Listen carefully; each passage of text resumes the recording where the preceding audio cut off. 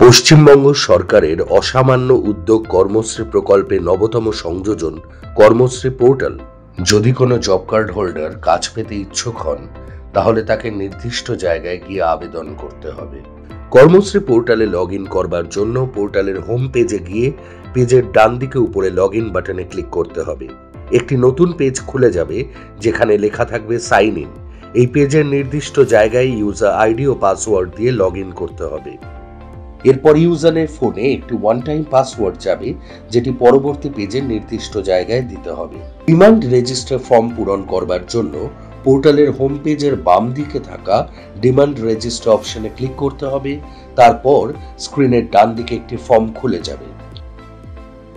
ফর্মে প্রথমে জব কার্ডে প্রদত্ত তথ্য অনুযায়ী জেলা, ব্লক এবং তারপর গ্রাম পঞ্চায়েত বেছে নিতে হবে।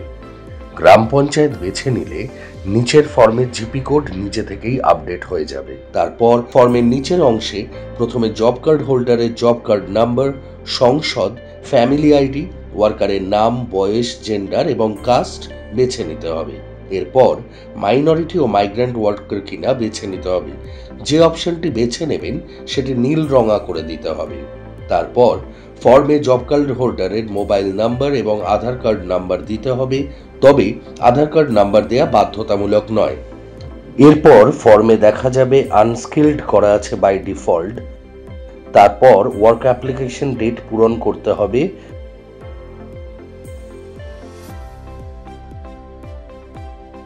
এছাড়াও নাম্বার অফ ডেজের স্থান পূরণ করতে হবে, তবে এই নাম্বার অফ ডেজ 14 দিনের বেশি কখনোই হবে না। তারপর রিমার্ক লিখে সাবমিট বাটনে ক্লিক করলে স্ক্রিনে একটি পপ আপ উইন্ডো খুলে যাবে, যেখানে লেখা থাকবে ডিমান্ড রেজিস্টার ফর্মটি সফলভাবে পূরণ করা হয়েছে।